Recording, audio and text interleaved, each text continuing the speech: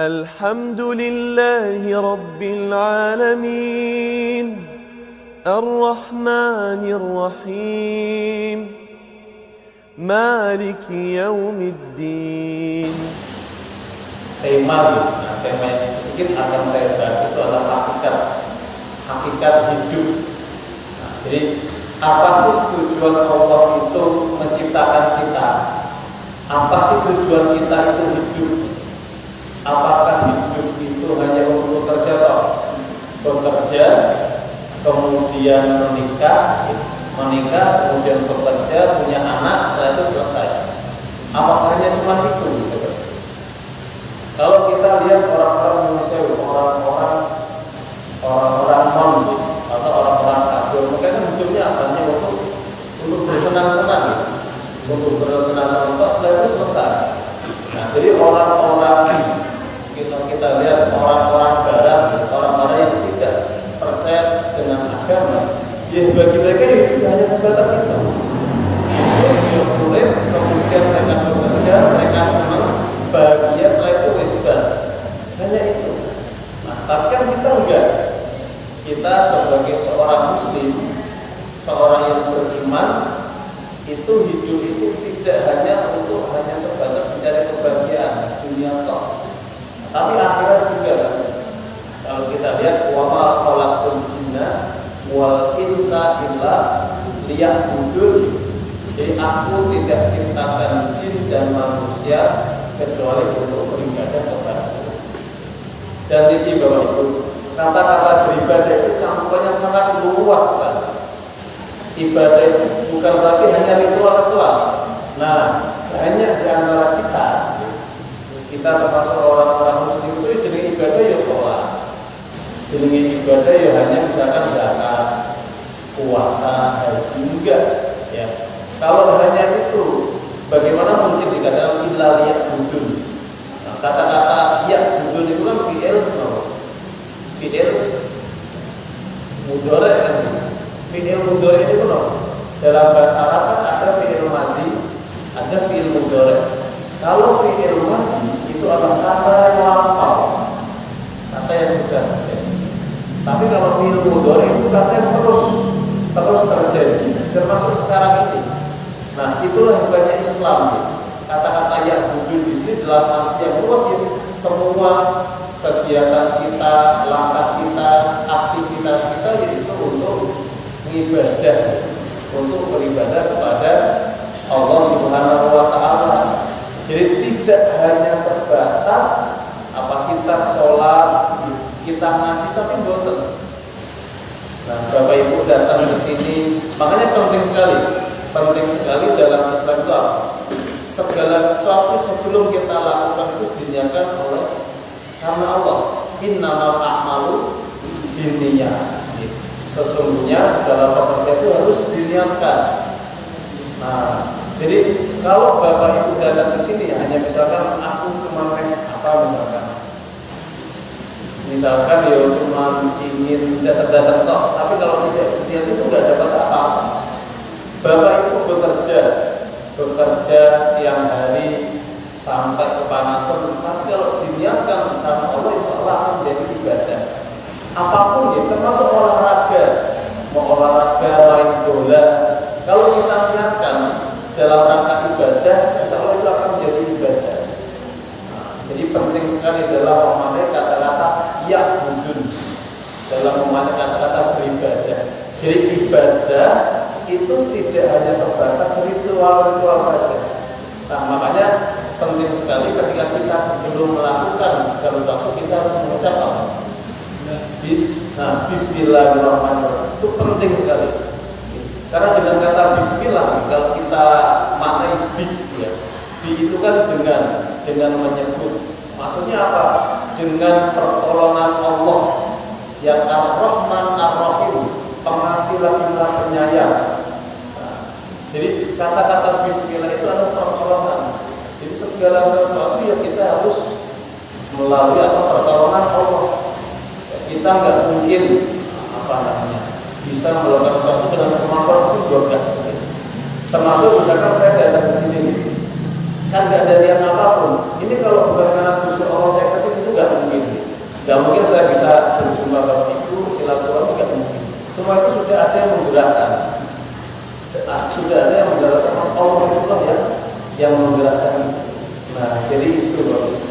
dalam memaknai ibadah itu sangat luas sekali.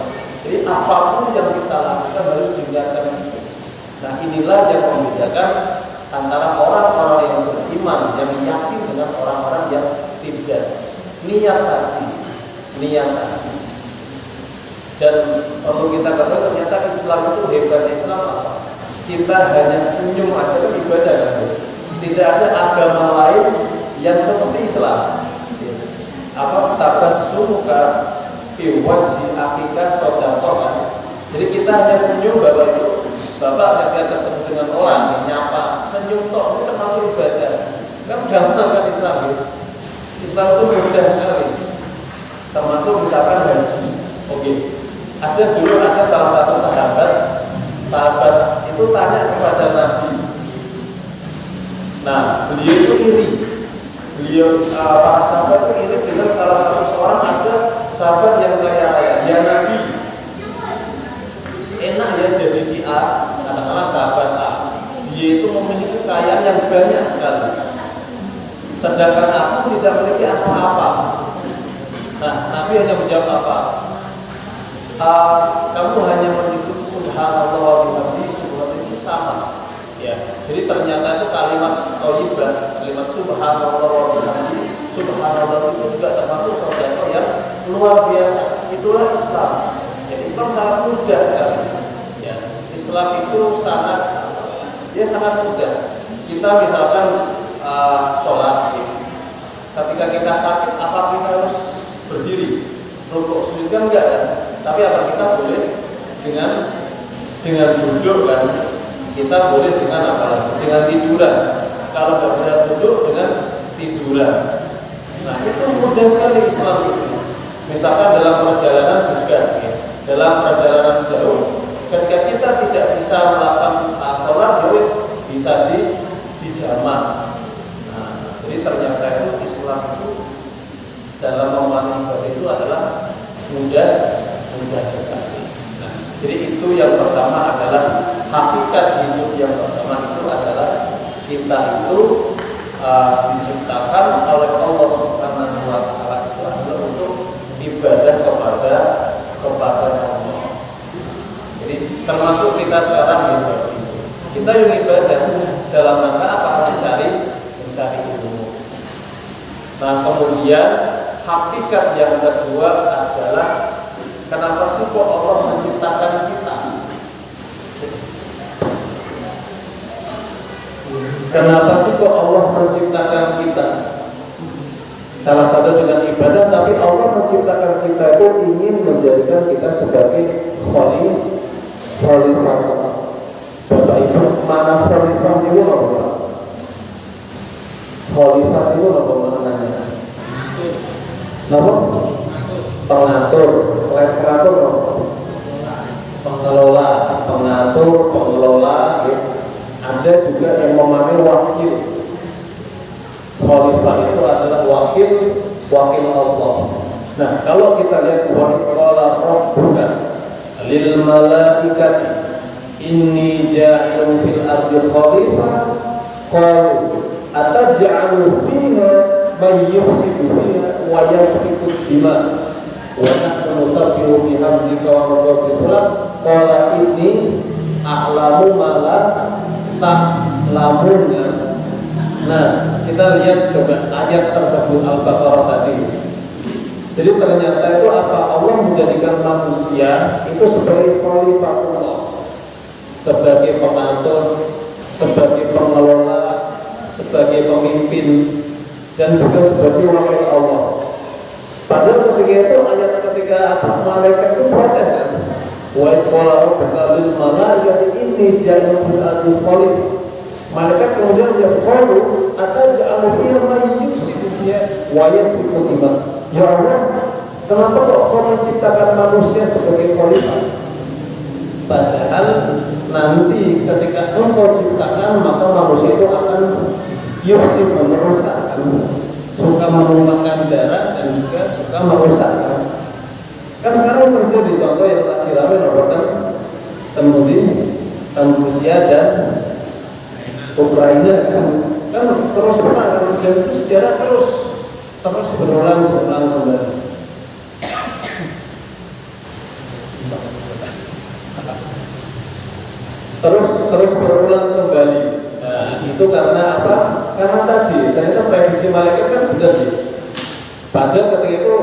manusia itu belum diturunkan ke bumi, tapi ternyata betul kan ketika itu kan malaikat memprediksi bahwasanya ya Allah, kalau Engkau ciptakan manusia, maka suatu saat manusia itu akan sukanya menumpahkan darah. Ataj'al fiha may yufsidu fiha wa yasfiku dima, yang suka merusak kan banyak sekarang kan. Kebetulan saya itu tinggal di Kaliwungu. Dulu itu jarang sekali Bapak pas banjir, jarang banget ya. Kaliwungu itu walaupun dekat pantai tapi jarang sekali banjir. Tapi mulai 4 tahun ini itu sering kali banjir. Kenapa? Ternyata itu di Kaliwungu kan ada namanya Bojang. Kalau Bapak nanti tentang Kaliwungu, kalau ke atas itu Bojang, daerah Bojang. Dan Bojang itu kan banyak hutan kan? Di Bojang itu banyak namanya hutan, wit-witannya banyak. Cuman setelah akhir-akhir ini itu wit-witan pada habis semuanya. Salah satunya apa? Itu dibangun untuk KIK. KIK itu daerah Kendal, sekarang dibikin kawasan industri. Tapi yang memiliki orang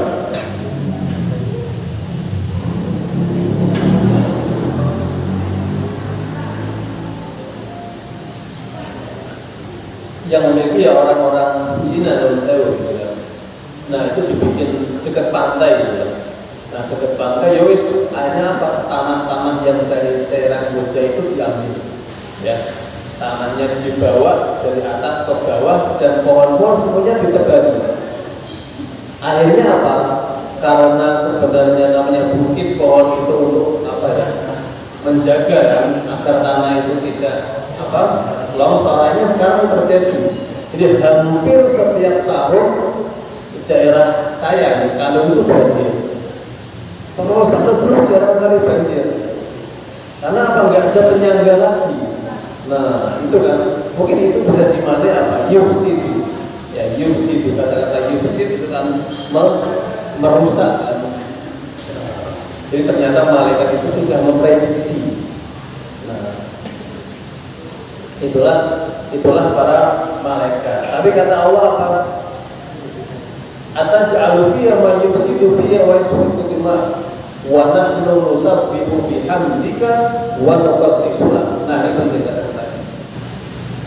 Ya Allah, kenapa sih kok Engkau jadikan manusia sebagai khalifah? Kalau manusia itu nanti kerjanya akan perang, menumpahkan darah dan juga merusak. Sedangkan kami ya Allah, kata para malaikat, nahnu nusabbihu bihamdika wa nuqaddisu lak. Nusabbih itu bertasbih kan. Nah, malaikat itu kan dia kerjanya itu bertasbih. Pernah nggak malaikat itu melanggar aturan Allah? Pernah apa betul? Jadi malaikat itu nggak pernah, karena malaikat itu adalah makhluk yang taat kepada Allah. Para malaikat itu nggak mungkin namanya melanggar. Nah, musabbihu wa nuqaddisu lak. Nuqaddisu lak itu adalah mensucikan. Mensucikan Allah. Nah, jadi malaikat itu iri ya. Iri kenapa kok manusia? Sedangkan manusia akan merusak, akan saling membunuh, sedangkan kami adalah makhluk yang selalu bertasbih, selalu menyebutmu dan mensucikanmu. Tapi apa kata Allah? Inni a'lamu ma la ta'lamun. Sesungguhnya aku lebih mengerti daripada kalian. Bapak Ibu yang dimuliakan Allah, ternyata di balik penciptaan manusia sebagai khalifah itu luar biasa. Jadi ada salah satu ayat laqad khalaqnal insana fi ahsani taqwim. Nah, dalam surat At-Tin ini laqad khalaqnal insana fi ahsani taqwim. Nah, apa itu makna ahsani taqwim? Ahsani taqwim ada yang memakna itu adalah sebaik-baiknya bentuk, tapi ada juga beberapa ulama Itu memahami ahsan takwil itu adalah potensi yang luar biasa. Nah, ternyata di dalam diri manusia itu memang ada 4 unsur. Ada unsur cahaya, kemudian ada unsur tanah, ada unsur api, dan satu lagi untuk unsur air. Nah, itu di dalam diri manusia. Maka emang kadang manusia itu ya godok itu marah. Jadi unsur-unsur itu. Tapi ternyata di dalam diri manusia itu ada potensi yang luar biasa. Nah, kata-kata ahsanu takwim tadi, ada ulama mengatakan manusia itu memiliki potensi yang luar biasa. Salah satunya apa? Potensi jasa dia. Ya, jasa dia itu adalah potensi tubuhnya. Contoh adalah manusia dan kita itu berbeda dengan misalkan burung. Burung itu bisa terbang atau misalkan capur, burung dan lain mereka bisa hewan itu bisa terbang. Dan manusia apakah bisa? Manusia nggak bisa. Tapi potensi tadi yaitu yang berupa akal, ya, akal yang luar biasa tadi apa? Manusia itu bisa menciptakan yang seperti hewan-hewan tadi. Walaupun manusia itu tidak bisa terbang seperti burung, tapi manusia bisa menciptakan. Nah, ini kan potensi ini kan akal kan. Makhluk lain nggak ada yang bisa. Tuh, bayangkan kalau misalkan malaikat jadi khalifah, apa bisa misalkan menciptakan HP, kemudian membangun bangunan, kan nggak bisa kan? Nggak bisa. Jadi malaikat itu biasanya kurang kreatif. Keterampilannya kurang, berbeda dengan manusia.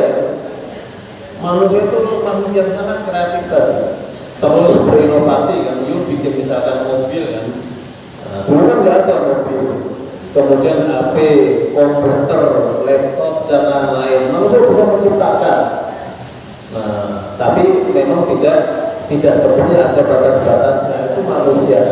Berbeda dengan malaikat tadi. Malaikat itu hanya bertasbih, kemudian berzikir dan lain-lain. Sedangkan manusia dengan potensi yang luar biasa, yang berupa akal tadi, akhirnya kita bisa menciptakan banyak hal. Jadi kata-kata ahsan takwim itu gitu. Ahsan takwim itu potensi yang dahsyat. Ya, termasuk juga ada potensi ruh. Ya, potensi ruhnya. Kan enten Bapak ini. Kalau manusia ingin menggunakan potensinya, terutama potensi ruh, kan ada orang-orang zaman dulu mereka bisa memprediksi kan. Ini suatu saat akan seperti ini suatu saat akan apa. Itu kadang orang dahulu. Karena orang dahulu itu irakatnya luar biasa. Berbeda dengan sekarang. Kalau kita lihat misalkan sejarahnya para sunan-sunan atau wali songo itu kan punya kesaktian yang luar biasa kan. Mereka ada yang bisa terbang, memang ada. Itu karena kebersihan hatinya. Ini bukan bukan suatu yang khurafat, tapi memang benar-benar ada. Orang-orang zaman dulu kesaktiannya luar biasa. Karena tirakatnya, kedekatannya dengan Allah, dan jarang sekali maksiat. Berbeda dengan sekarang kan. Sekarang kan jadinya ngomong HP kan. HP kita kadang misalnya, kalau kadang lihat misalnya kepengen nonton ceramah sinten Adi Hidayat misalkan. Ujung-ujung orang kabarnya misalkan iklan dan perempuan atau kita nggak tahu gitu kan. Nah, sekarang memang susah. Ya, semakin maju teknologi itu malah kadang semakin itu mundur kita. Dari segi ruhiyah tadi, dari segi spiritual. Orang-orang jauh itu kalau belajar jauh-jauh. Bahkan Imam Syafi'i, ya, Imam Bukhari itu keliling jauh. Imam Syafi'i ke Mesir, ke Syria, ke Irak, ke ini. Orang dulu ketika belajar seperti itu. Nah, akhirnya apa ilmunya jadi mereka jadi orang. Kalau sekarang kan enggak kan. Kita sudah dipermudah dengan teknologi, tapi malah kadang enggak kurang mungkin dalam ilmunya itu. Jadi seperti itu nih Bapak Ibu. Jadi manusia itu adalah makhluk yang luar biasa. Walaupun kita itu tidak bisa taat terus seperti malaikat, tapi manusia itu dia bisa menciptakan segala sesuatu. Jadi kalau diibaratkan kan Allah menciptakan makhluk dalam 3 hal. Yang pertama itu adalah makhluk yang diciptakan memiliki nafsu tapi tidak diberikan akal, itu adalah hewan. Kemudian makhluk rafihi al-aql wa lam yu'ti an-nafs, makhluk yang diberikan akal tapi tidak diberikan nafsu, itu malaikat. Kemudian yang terakhir itu adalah kita, al-makhluk rafihi al-aql wa nafs. Jadi manusia ya, manusia itu diberikan nafsu ya juga akal. Jadi kalau kita itu bisa menguasai nafsu kita, maka derajat kita itu sebenarnya akan sama dengan malaikat, bahkan lebih tinggi. Malaikat kan enak ya, malaikat buatan gak ada nafsu, ya mereka bisa aja taat terus. Kadang saya iri gitu, iri dalam artian iri itu malaikat ya, kepengen seperti para malaikat itu kan. Malaikat itu kok bisa taat terus kan, terlalu maksiat dan lain-lain. Jadi ketika dalam posisi terendah dalam hidup kan kadang kita sering berdoa. Sedangkan kita tuh kadang kalau maksiat ketika sudah jatuh itu kadang susah bangkit. Tapi ternyata di balik itu kalau kita bisa menguasai hawa nafsu kita, kemudian kita bisa menggunakan akal dengan baik, maka derajat kita itu sama seperti malaikat, bahkan lebih tinggi. Tapi sebaliknya kalau kita itu tidak bisa menguasai nafsu, maka derajat kita itu sama dengan hewan.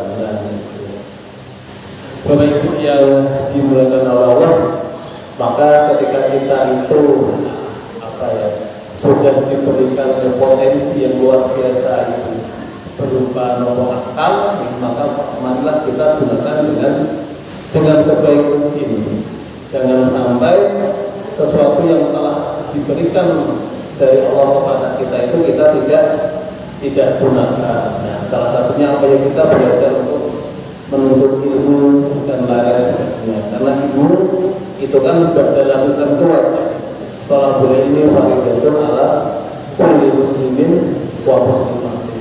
Bahkan ada hadis yang lain, kun aliman au muta'alliman au mustami'an au muhibban wa la takunil khalisah fatuhid.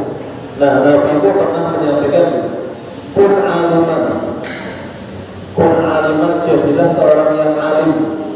Nah, alim terutama dalam ilmu apapun sudah kata-kata alim di sini. Bisa dengan ilmu agama ataupun dengan profesi masing-masing dan ilmu terkuning. Misalkan dokter, jadilah dokter yang alim. Karena dengan menjadi dokter, dia bisa menyembuhkan banyak orang yang sedang sakit. Kun'an menjadilah seorang guru atau seorang pengajar. Dengan ilmunya, maka orang tersebut akan bisa mengajarkan orang lain. Kalau Nabi mengatakan itu, yang pertama adalah kun aliman, au muta'aliman, au mustami'an, au muhibban wa la takun al-khamisah fatih. Yang pertama itu adalah kun aliman. Nah, karena ketika kita itu menjadi seorang alim, maka apa? Dengan ilmu yang kita miliki kita bisa terus menyebarkan ilmu-ilmu kita. Yang kedua adalah al-muta'aliman. Nah, muta'aliman itu adalah orang yang orang yang belajar. Kalau kita itu tidak bisa menjadi seorang yang alim, maka kita harus jadi orang muta'alim. Muta'alim itu yang kita belajar. Kalau misalkan bahasanya itu ya orang yang belajar di pondok atau di sekolah-sekolah. Nah, jangan sampai kita nggak ngapa-ngapain al-muta'aliman. Al-mustami'an yang ketiga atau mustami'an itu adalah orang yang mendengarkan. Nah, misalkan kita tidak bisa terlalu sibuk, kadang ada pekerjaan-pekerjaan yang tidak bisa kita tinggalkan, maka jadilah pendengar. Sekarang kita sudah diberikan fasilitas yaitu berupa HP. HP ini kan kalau kita gunakan dengan sebaik mungkin ya bisa. Misalkan Bapak masih bekerja atau apa, yuk bisa disetel misalnya pengajian atau apapun itu terkait tentang ilmu.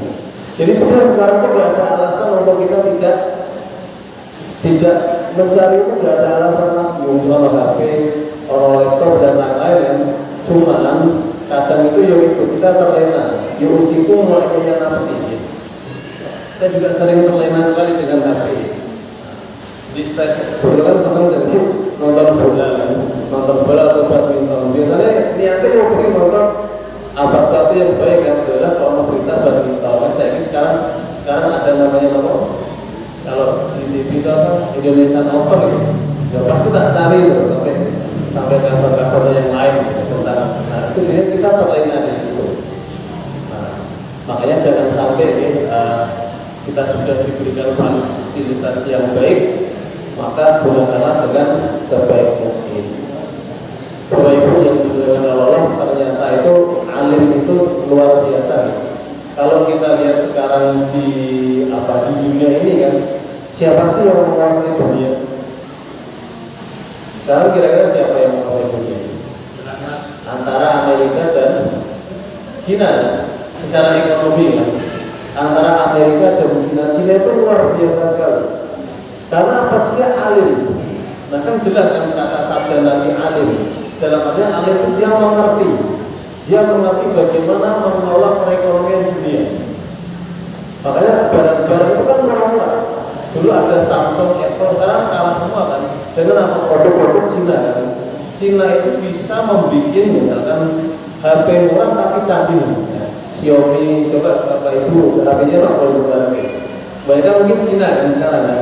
Dulu mungkin pertama Nokia, kemudian Samsung, Apple dan lain-lain. Tapi sekarang hampir semuanya Cina. Jadi termasuk mainan-mainan itu murah-murah sekali. Jadi itulah kehebatan Cina. Termasuk ketika Bapak Ibu itu umroh atau haji, coba barangnya itu dari mana?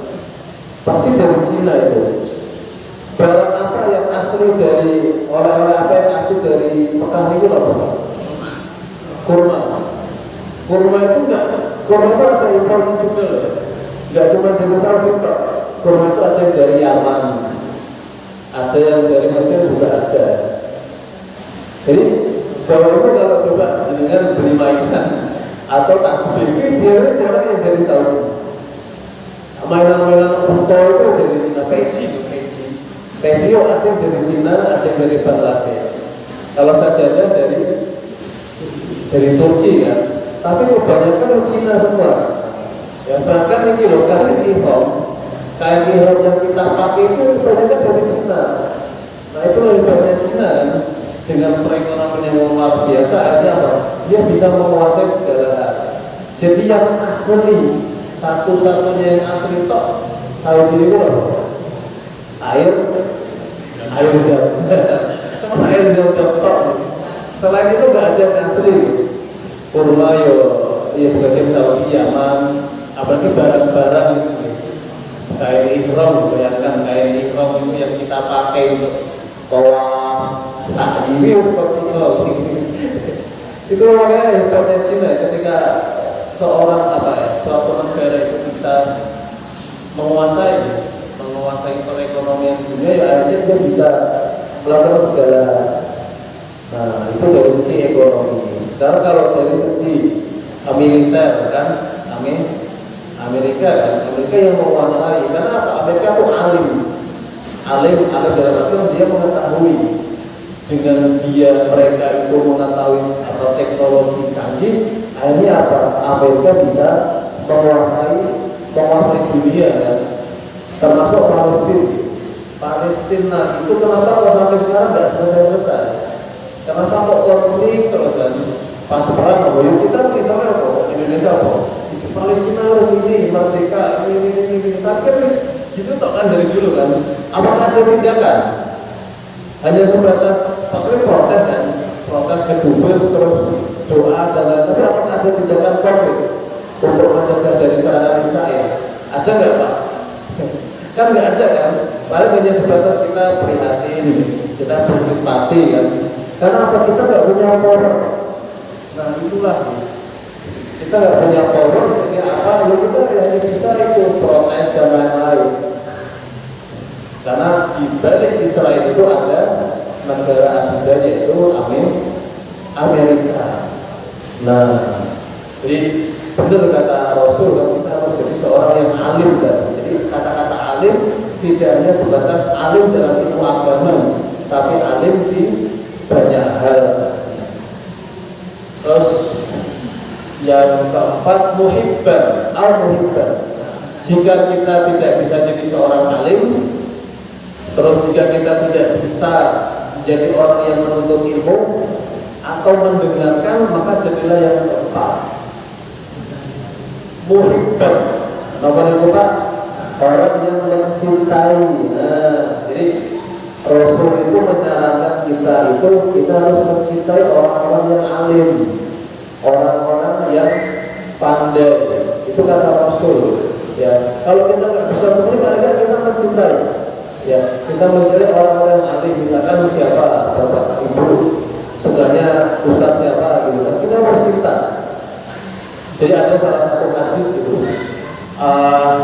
Dulu ketika Rasul berjalan, ada seorang orang Badui tanya kepada Rasul, ya Rasulullah, mata sa'ah, kapan kiamat itu? Rasul beritahu kepada jadi orang Badui itu pertanyaan-pertanyaan, tapi itu bisa menjadi sebuah hadis nantinya kan. Nah kemudian Rasul juga kalah pinter kan. Rasul jawab apa? Maknanya seperti ini. Mada data anisa, apa yang kamu persiapkan untuk kiamat nanti gitu, karena apa? Nah kemudian si Badui tadi bingung. Ya Rasul, saya itu sholatnya nggak banyak. Maknanya seperti itu, ibadahnya nggak banyak, tapi satu ya Rasul, aku mencintaimu. Nah, kata orang Badui tadi kan, ya Rasul, ibadahku juga akeh, sholatku nggak kenceng, tapi ada satu hal ya Rasul, aku mencintaimu ya Rasul. Kemudian apa jawab Rasul? Al-mar'u ma'aman ahabba. Jadi seorang itu nanti akan bersama dengan orang yang dicintai.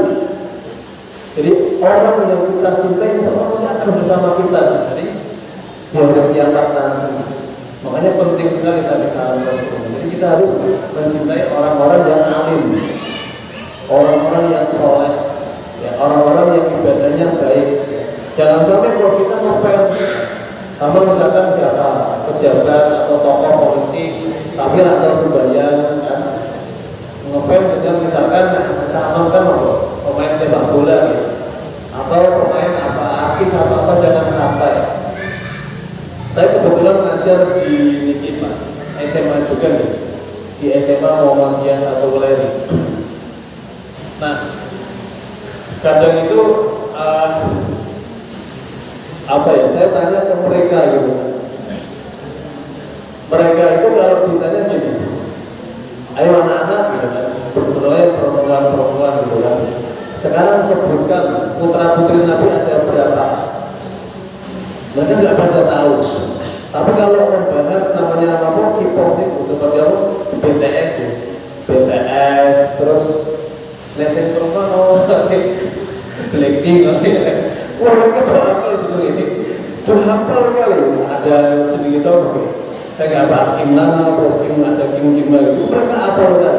Tapi ketika saya tanya itu putra putri Nabi, kemudian kapan Nabi itu diangkat menjadi Rasul, itu nggak apa. Nah coba kalau tanya Bapak, putra putri Nabi ada berapa? Ada 7, siapa aja?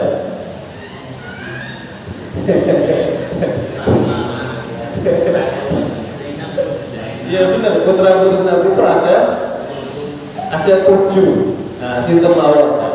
Kita kan sering mengatakan kita itu cinta Nabi. Paling enggak kalau kita cinta Nabi, kita tahu lah putra putrinya gitu kan. Mungkin orang akan menjawab tahu Fatimah. Iya, Fatimah itu adalah salah satu putri yang hidup kan. Tapi kan ada yang lain kan, ada anak lagi ya. Kira-kira siapa Pak? Ibrahim. Zainab.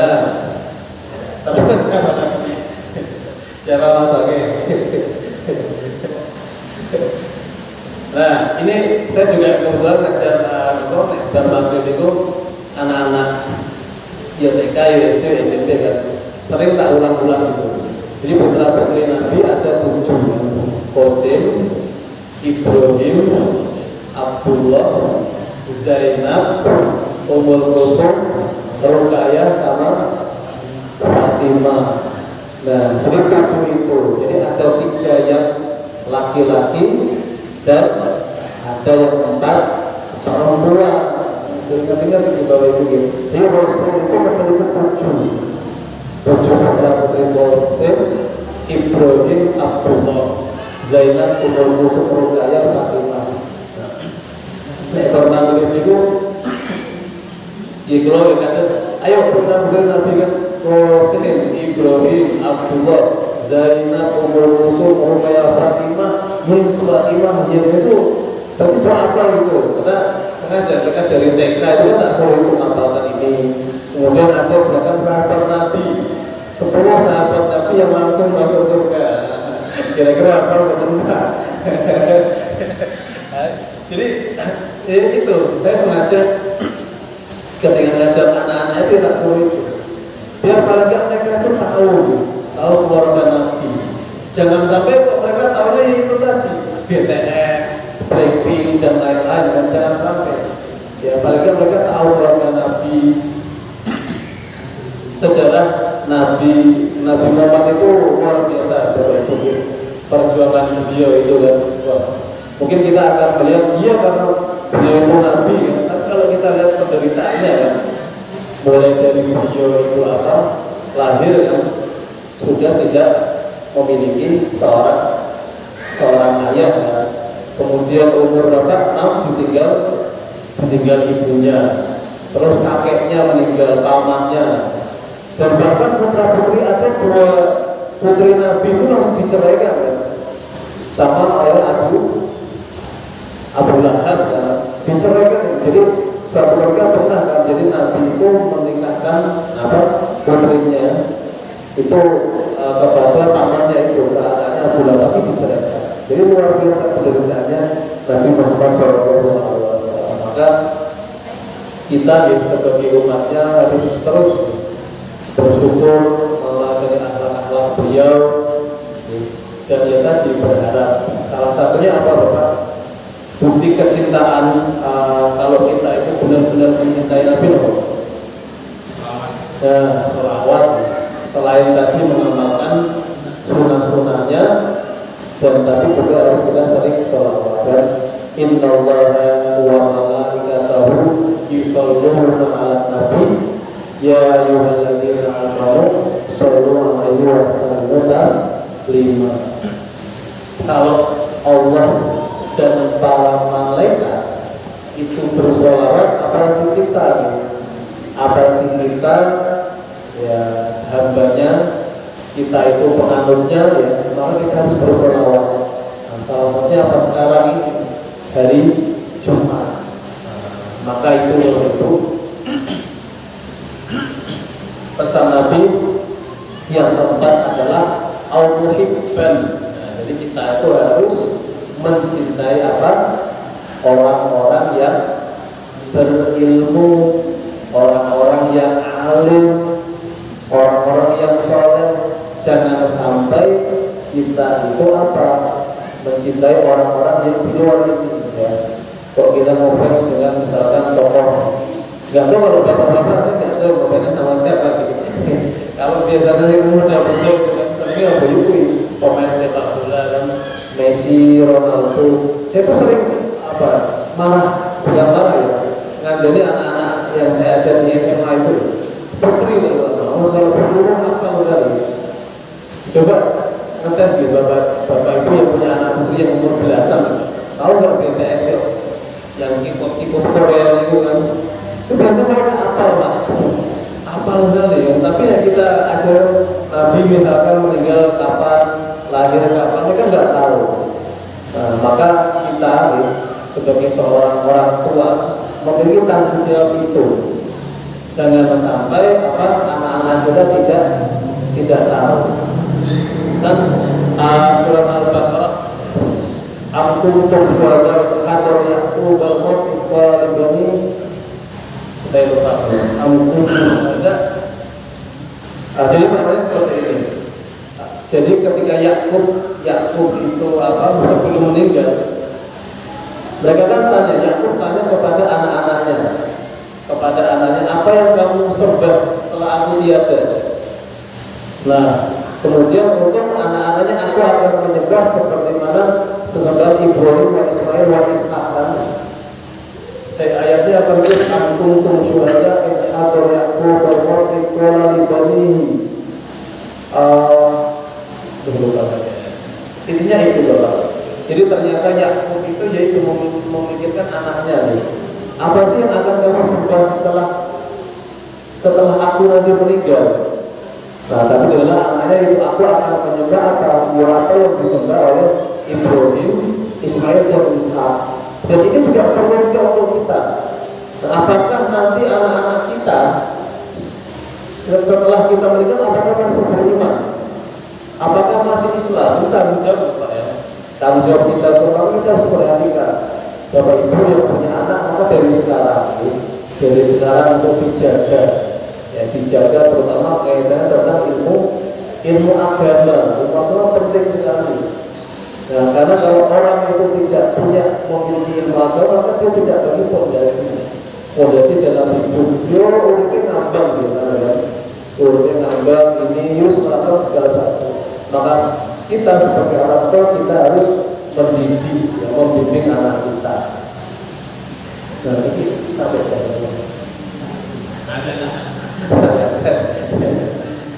jadi itu termasuk ini Bapak. Kalau kita melihat misalkan di Jepang, kita mungkin lihat di beberapa negara maju ya seperti Jepang, Jerman, kemudian negara lain-lain, ternyata itu tingkat stresnya tinggi sekali. Kita mungkin melihat Jepang itu keren ya, dengan segala teknologinya mampu menciptakan banyak hal. Tapi tidak, ya bagi saya tidak keren. Kenapa? Karena mereka walaupun mereka itu punya kecerdasan yang luar biasa, tapi tingkat stresnya tinggi. Negara mana yang paling banyak bunuh dirinya? Jepang kan? Padahal kalau kita lihat secara ekonomi maju, kesejahteraan yang bagus, sekolah yang gratis kan? Tapi kenapa kok banyak yang bunuh diri kan? Nah, pertanyaan besar itu. Kenapa kok banyak yang bunuh diri? Termasuk di negara Eropa. Bahkan bunuh diri itu kadang dilegalkan ya. Saya pernah membaca itu ya, situs nomor. Jadi kita boleh bunuh diri asalkan misalkan atas persetujuan siapa gitu kan. Sedangkan saya kalau minta tolong kepada Mas Fakih, nanti saya bunuh saya gitu. Itu nggak apa-apa di beberapa negara Eropa. Nah, kenapa kok mereka dengan tingkat ekonomi yang baik kok malah banyak yang bunuh diri? Karena apa? Mereka tidak punya fondasi agama tadi. Orang Jepang pinter-pinter, keren-keren, tapi gampang stres. Setelah stres dia nggak punya pegangan. Kalau kita yang saya senajan misalkan orangnya pas-pasan, ekonomi pas-pasan, maaf seanaknya, tapi kita nggak mungkin ya jalan dengan orang Islam yang bunuh diri. Karena apa? Kita akan langsung meminta ampun kepada Allah kepada Allah. Yang terakhir niku wala takuni al-khamisah fatuhi, maka jangan jadilah yang kelima. Jadi yang kelima maksudnya apa? Dia tidak menjadi seorang yang alim, bukan menjadi seorang muta'alim, bukan menjadi seorang yang mustami yang suka mendengarkan ilmu, dan juga bukan menjadi seorang yang mencintai orang yang memiliki ilmu. Maka orang yang kelima ini dia akan hancur. Maka Bapak Ibu, maka pilihlah salah satu dari empat tadi. Kalau nggak bisa alim, kita belajar terus nggak apa-apa. Belajar setelah itu bahwa kita mendengarkan, ada hati, ada ini kan. Kalau nggak bisa lagi, kita kalian mencintai. Bapak Ibu mencintai siapa lah? Ulama atau orang yang alim atau soleh yang bisa menjadikan panutan untuk kita. Itu harus ada. Karena apa? Rasul mengatakan almar'u bahwa seorang itu akan bersama nanti dengan orang-orang yang dicintai. Pengantar Bapak